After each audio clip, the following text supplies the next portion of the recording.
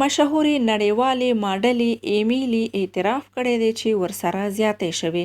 دا ماډله وایي چې کله د انځورونو د اخیستلو لپاره د خپل یو انځورګر سره غره ته تللې وه، خپل انځورګر یې ورباندې تیری کړی. د دې ښکلې ماډلې د تجاوز خبر رسنیو سرټکي جوړ کړي دي. هغه وویل چې دا تیری ورباندې وړاندې شوی، خو د اوس د اعتراف جرأت وکړ.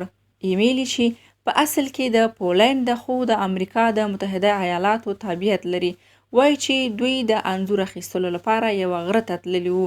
هلته یې په مختلفو جامو کې خپل انځورګر باندې انځورونه اخیستل، خو کله چې یې څو انځورونه واخیستل او دوی د نورو انځورونو لپاره لاندې کور ته ولاړل چې هلته هم یو څه ښکلي انځورونه واخلي، خو هلته یې د انځور اخیستلو په مهال انځورګر یو ناڅاپه انځور اخیستل پرېښودل او خپله کمره یې کېښوده او دې باندې یې جنسي تیری وکړ.